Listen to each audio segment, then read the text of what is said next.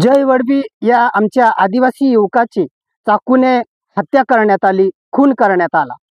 या खुनाचा आरोपीचा फोटो शिवसेना शिंदे गटाचे आमदार चंद्रकांत बटेसिंग रघुवंशी यांच्यासोबत, याच्यापूर्वी जो मोहित राजपूत नावाच्या युवकाचा खून झाला त्या आरोपीचा फोटो या चंदूबाईसोबत, या नंदुरबार जिल्ह्यामध्ये जे काही खुनाचे गुन्हे होत आहे त्या खुनाच्या गुन्ह्याच्या संबंधित सर्वच आरोपींचे फोटो हे चंदूबाईसोबत सापडत आहेत आणि तशा पोस्ट व्हायरल होत आहेत। हे आरोपी चंदूबाईची माणसं आहेत अशा पद्धतीच्या स्पष्ट पोस्ट लोक सोशल मीडियावरती टाकत आहेत। म्हणून या चंदूबाईने गुंड, हत्यारे, खुनी माणसं पाडलेली आहेत का असाही प्रश्न निर्माण होतो। हा जो चंदूबाई नावाचा माणूस आहे हा गुंड प्रवृत्तीचा, गुन्हेगारी प्रवृत्तीचा माणूस आहे का, अशी उलटसुलट चर्चा लोकांमध्ये सुरुवात झालेली आहे।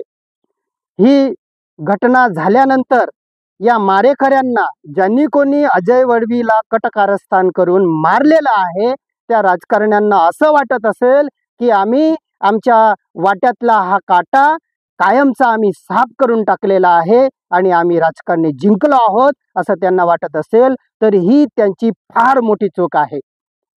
अजय वडवी या जय वडवीचं बलिदान आहे ते आम्ही वाया जाऊ देणार नाही। या जय वडवी सारखे लाखो आदिवासी युवक आता तुमच्या विरोधामध्ये उतरणार आहेत। आमची ही आदिवासींची चळवळ चालू होती ती आम्ही चालूच ठेवणार आहोत। ही घटना ज्यांनी घडवून आणली तो मारेकरी आरोपी हा शिवसेना शिंदे गटाच्या नगरसेविकेचा नातेवाईक आहे, ही गोष्ट समोर आली। त्यामुळे शिवसेना शिंदे गट म्हटल्यावर चंदूबाई तिथं आलाच। त्यामुळे या आरोपीला वाचवण्यासाठी यांनी काय काम केलं याचीही सखोल चौकशी होणं गरजेचं आहे।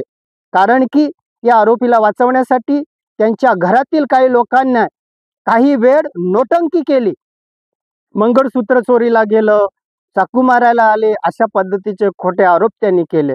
म्हणून या प्रकरणामध्ये या चंदूबाईची कॉल रेकॉर्डिंग व SIT मार्फत चौकशी झाली पाहिजे अशी मागणी आम्ही आदिवासी संघटनांतर्फे करीत आहोत। जय वडवीची हत्या ही फक्त एका आदिवासी युवकाची हत्या नसून ही संपूर्ण आदिवासी समाजाची हत्या यांनी केलेली आहे। कारण की जो आदिवासींच्या बाबतीमध्ये आवाज उठवेल त्याला पूर्णपणे संपवण्याचं काम या राजकारणी पुढाऱ्यांनी हे करत आहेत। म्हणून आमची ही काय यांनी काही जरी केलं तरी आमचं हे काम आम्ही कदापि थांबवणार नाही आहोत। जय वडवीची हत्या ही पूर्वनियोजित कट होता, पूर्वनियोजित कटकारस्थान होतं, षडयंत्र होतं। हे CCTV कॅमेरामध्ये जो काही व्हिडिओ समोर आला त्याच्यावरून लक्षात येतं।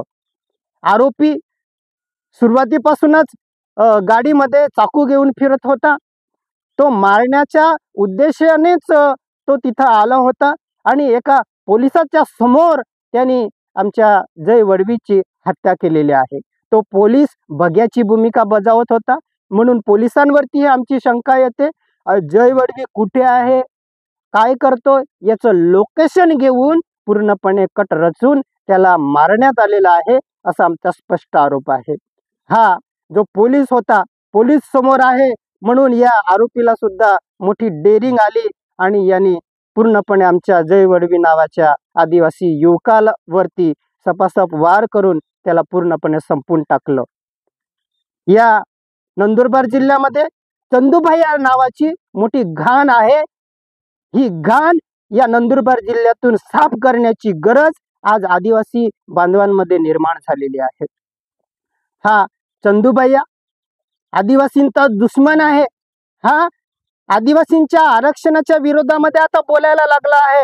हा म्हणतो की नंदुरबार जिल्ह्यातील आदिवासी पुढाऱ्यांना या जिल्ह्यात फिरू देणार नाही। अरे हा जिल्हा काय तुझ्या बापाचा आहे का? हा सारखा आमच्या आदिवासी बांधवांना जिल्ह्यात फिरू देणार नाही अशी धमकी देतोय। याला एवढी डेअरिंग येते का?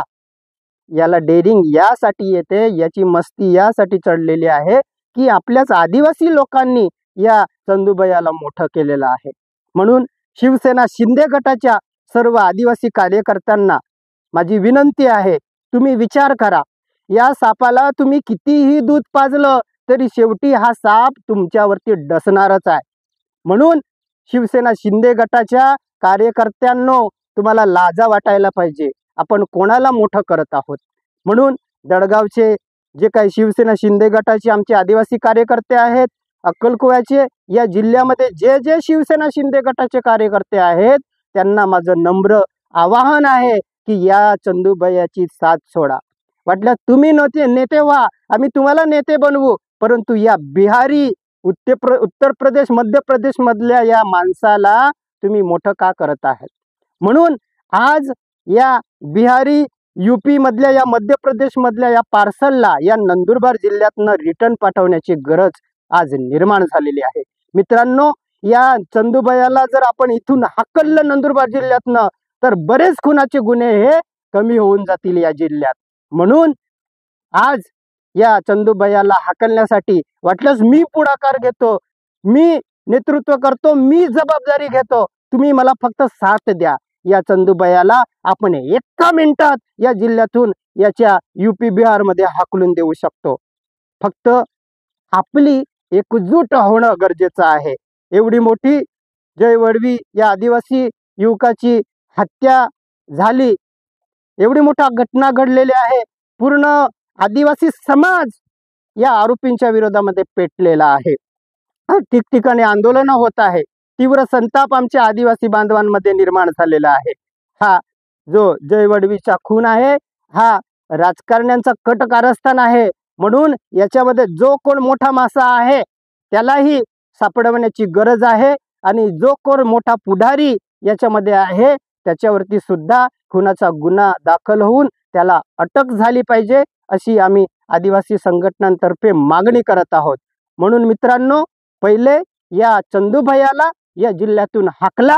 म्हणून मी तुम्हाला म्हणतो, चंदूभैया हटाओ, नंदुरबार जिल्हा के युवा आदिवासी बचाओ. जय बिरसा, जय आदिवासी.